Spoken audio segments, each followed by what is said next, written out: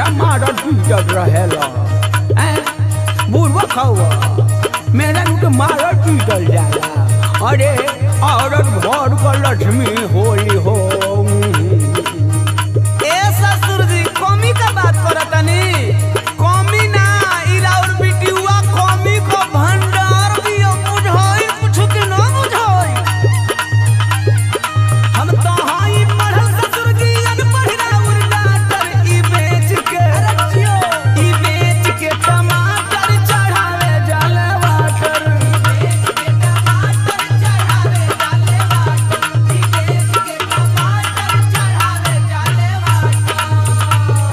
पापा ई आपन कमी ना देखेले।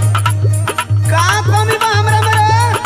सुना सुना पापा से बताओ तनी अबे तोहरी मुंह करिखा लाग जाला। करीखा जब बताओ हम कहीं भागतानी। सुना भक्ति में इंग्लिश बके दामाद राउर बैंड है जो मेरा हंसी बैंड है पापा जी हाँ फूमेंड है।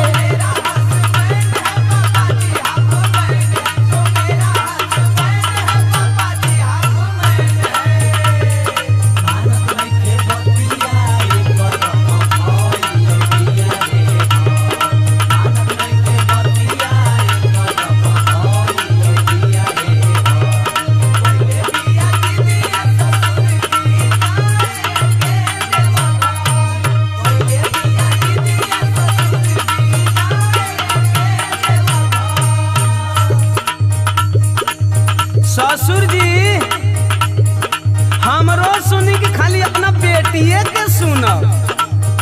अरे नहीं जमाती तू हमार धर्म का बेटा न हो तू सुनावा तोरो सुन काहे ना सुनम। तली ससुर जी सुनी। अरे बतावा जमाती बतावा न। कुली धंधा चौपट कई देल बा कोरोना ससुर जी।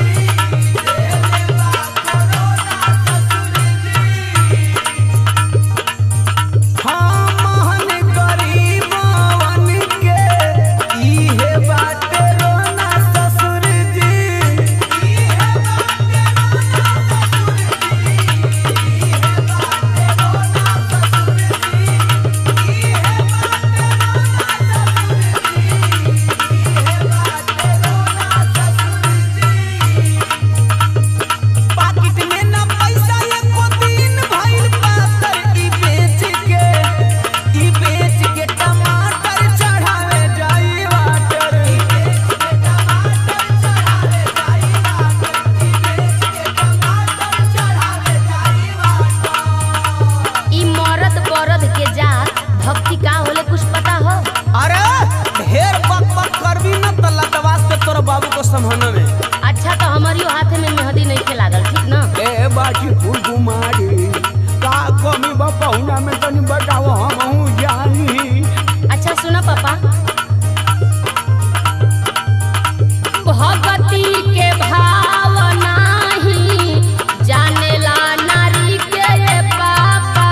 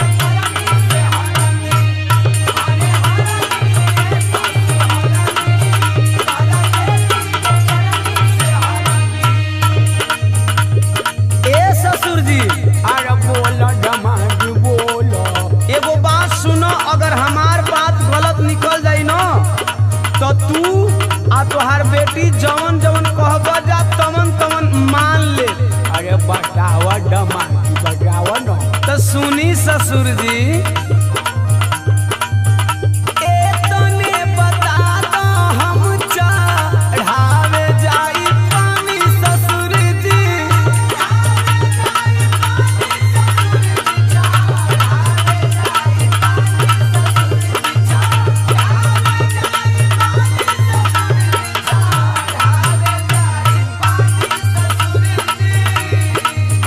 रहले कहाँ लॉकडाउन भर, बोला भोला दानी ससुर जी।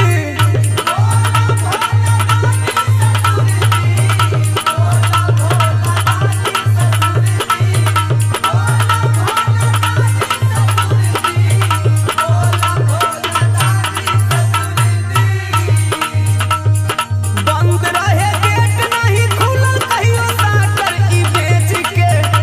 ई बेच के टमाटर चढ़ावे जाई वाटर। जो मेरा हस्बैंड है पापा जी हाफ मैंड है। ई बेच के टमाटर चढ़ावे जाई वाटर। जो मेरा हस्बैंड है पापा जी हाफ मैंड है।